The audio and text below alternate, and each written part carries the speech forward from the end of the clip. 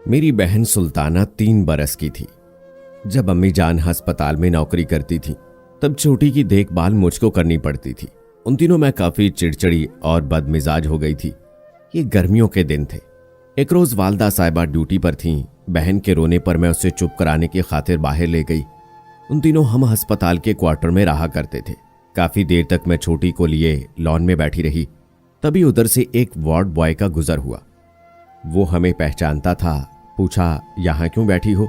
अम्मी बीमार है और माँ ने उसको बच्चों के वार्ड में दाखिल कराया है। मैंने उसे बताया अम्मी की ड्यूटी जच्चा बच्चा वार्ड में लगी थी।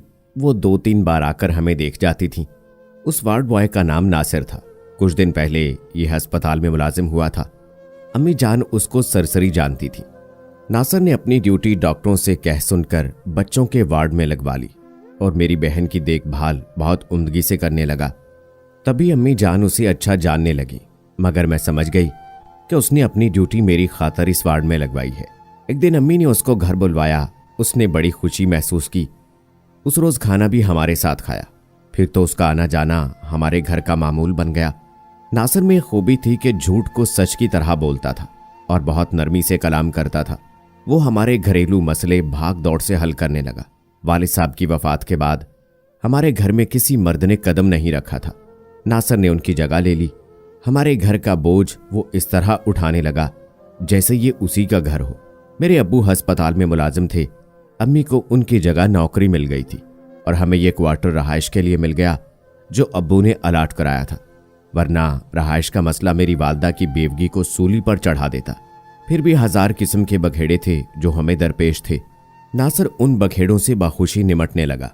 अम्मी जान ने उसको अपना बेटा बना लिया। बाहर के काम काज वही सर अंजाम देने लगा। हमें बड़ी सहूलत हो गई। इस वजह से नासिर की हैसियत घर के एक फर्द जैसी हो गई। जिस रोज वो ना आता, हम माँ बेटी दरवाजे को तकती थीं। खाना तक उसके बगैर अच्छा नहीं लगता था। वाकई माँ को उन दिनों सहारा चाहिए था और नासिर को मुझसे दिलचस्पी थी। मैं जानती थी वो ये सब सिर्फ मेरी खातिर करता है। ताहम वो मुझे तंग नहीं करता था। किसी किस्म की बुराई की तरफ उसका ध्यान नहीं था। मौका मिल जाता तो हम बातें कर लेते। प्यार के जज्बात को तो हमने अपने अपने दिलों में इस तरह छुपा लिया था जैसे सीप में मोती। नौबत यहां तक आ पहुंची कि अम्मी ने उससे कुछ ऐसी उम्मीदें वाबस्ता कर लीं जो एक जवान बेटी की मां किसी शरीफ और कमाऊ लड़के से वाबस्ता कर लेती है। उसके घर वाले जाने कैसे होंगे, बस इस नुक्ते पर बात की हुई थी। जब भी मां कहती, बेटा नासिर मुझे अपने घर वालों से मिलवाओ, वो टाल मटोल से काम लेता। अम्मी से यूं हीले बहाने करता कि वो उसकी कोई मजबूरी गर्दान कर चुप हो जाए। मेरा हाल दूसरा था। मैं किसी और बात के बारे में सोचना नहीं चाहती थी। बस आंखें बंद करके चुपचाप इस आग में कूद जाना चाहती थी कि जिसको आतिशे इश्क कहते हैं। मुझे नासिर के सिवा कुछ नहीं चाहिए था। उसकी जात के अलावा मुझे कुछ नजर नहीं आता था। दिन रात उसी के ख्यालों में कोई मुस्तकबिल के ख्वाब बुनती थी। लगता था वो भी मेरे अलावा किसी और के बारे में नहीं सोचता। उन दिनों वो अपनी सारी तनख्वाह लाकर अम्मी के हाथ पर रख देता था और कहता था, खाला जान, मेरा तो कोई संभालने वाला नहीं, आप ही ये रकम संभाल कर रखिए। कल कला मुझे अपना घर भी तो बसाना है, तब ये रुपया काम आएगा। जब कभी उसको मौका मिलता वो किचन में आ जाता और कहता, लंबी लड़की सुन, तेरे बगैर जिंदगी गुजारने का ख्याल बड़ा तकलीफ दे है। तुम मुझे बहुत अच्छी लगती हो। कब मुझसे शादी करोगी? कब तुम मेरा घर आबाद करोगी? ये सुनकर मैं शर्मा जाती, चेहरा सुर्ख हो जाता। मैं भी तो यही चाहती थी कि उसके साथ घर बसाऊं। तब मैं कहती, अम्मी से कहो, उन्हीं से पूछो ना, मुझे क्या पता। अम्मी के हुक्म का तो वो गुलाम था। हमा वक्त मुंतजिर रहता था कि कब वो कोई काम बताएं और ये दौड़ा जाए। इतना ताबेदार दामाद पाकर माँ हर गम भूल सकती थी। मैं जो अभी 16 बरस की थी और उसको 16 पहाड़ों जैसी लगती थी। नासिर से रिश्ता तय होने के बाद बिल्कुल हल्की फुल्की और बेवजन लगने लगी। रिश्ता मांगने नासिर की फूफी आई थी, क्योंकि उसने यही कहा था कि एक फूफी के सिवा कोई इस दुनिया में नहीं है। अक्टूबर में शादी थी और ये सितंबर की बात है कि खाला गुलाब अम्मी के पास किसी काम से आ गई। ये औरत आज से 8 बरस कबल मेरी दादी के पड़ोस में रहती थी। गुलाब के साथ माँ की वाकफियत बहुत थी। उस दिन नासिर हमारे घर बैठा हुआ था। वो दोपहर का खाना खा रहा था जब गुलाब आई। उसने नासिर को गौर से देखा, तभी वो उठकर बाहर चला गया। रानो, ये कौन है? माँ ने बताया कि मेरा होने वाला दामाद है। अगले माह इसके साथ शम्मो का निकाह कर रही हूं। कहो अच्छा है? हाँ अच्छा तो है। खाला गुलाबो सोच में पड़ गई और जब माँ चाय लेने किचन में गई तो खाला ने मुझसे कहा, तेरी माँ से नहीं कहती कि तेरे अरमानों का खून हो जाएगा, मगर बेटी हकीकत ये है कि ये मुआ शादीशुदा और 3 बच्चों का बाप है। आगे तो खुद सोच ले कि तू आ बड़ी सियानी है। खाला गुलाबो की ये बात सुनकर मेरे दिल की दुनिया उजड़ गई। मैं ऐसे गुमसुम हो गई जैसे मौत ने अपनी परछाई मुझे दिखा दी हो। मुझ पर बिजली तो नहीं गिरी, मगर मैं इस खबर से सर से पांव तक जलकर राख हो गई। 2 दिन तक ये दुख मेरा कलेजा खाता रहा और मैं इस बात का किसी से जिक्र न करती थी। तीसरे दिन मैं बीमार हो गई और माँ ने मुझे अस्पताल में दाखिल करा दिया। शाम को एक नर्स ने मुझसे पूछा, क्या तेरी माँ तेरा निकाह नासिर से कर रही है? क्या इसको खबर है कि इसने पहले भी एक शादी अपनी मर्जी से की थी और ये उनकी मोहब्बत की शादी थी? लड़के की मंगनी कहीं और हो चुकी थी, इसलिए ये लड़की अपने घर वालों को छोड़कर नासिर के पास आ गई थी। फिर दोनों ने अदालत में निकाह कर लिया। खानदान भर में इन पर बड़ी थू-थू हुई, पर अब तो इनके 3 बच्चे हैं। इसकी बीवी के घर वाले तो आज भी इन दोनों से नहीं मिलते। इस इंकशाफ से मैं और भी हैरान हुई। मैंने नर्स से कहा, आपा क्या तुम मुझे उसकी बीवी से मिलवा सकती हो? क्यों नहीं, कल ही लो। अगले दिन एक खूबसूरत सी लड़की को वो मेरे पास ले आई।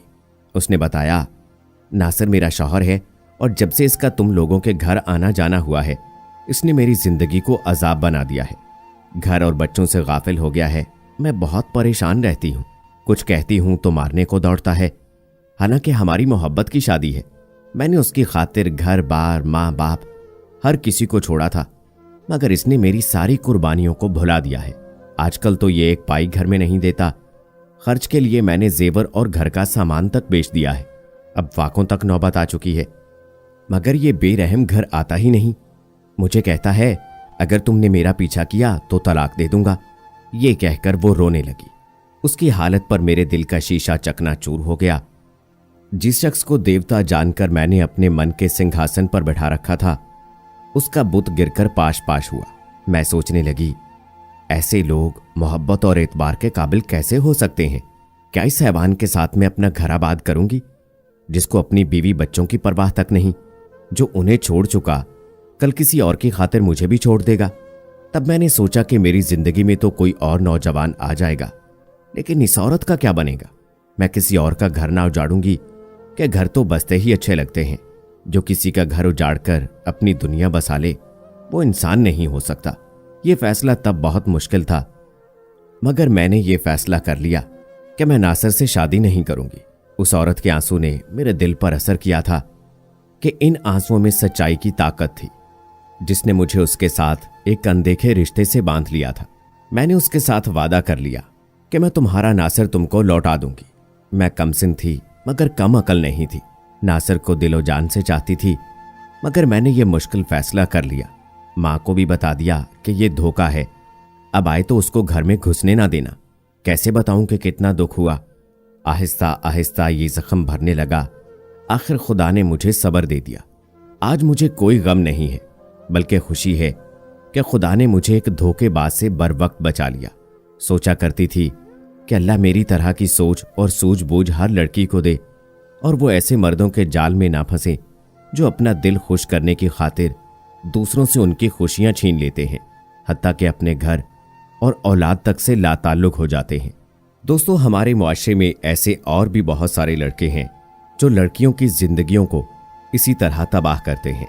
लड़कों से यही गुजारिश करूंगा कि खुदारा किसी की जिंदगी ऐसे बर्बाद ना करें, और मैं लड़कियों से भी यही गुजारिश करूंगा कि वो किसी भी ऐसे लड़के पर बिना सोचे समझे यकीन ना कर लें। अपनी और अपने घर वालों की जिंदगी को भी तबाह होने से बचाएं। उम्मीद है दोस्तों हमारी आज की ये कहानी आपको पसंद आई होगी। मजीद ऐसी वीडियोस देखने के लिए मेरा चैनल सब्सक्राइब करें। अगली वीडियो तक अपने दोस्त राव कमर रिजवान को इजाजत दें। अल्लाह हाफिज।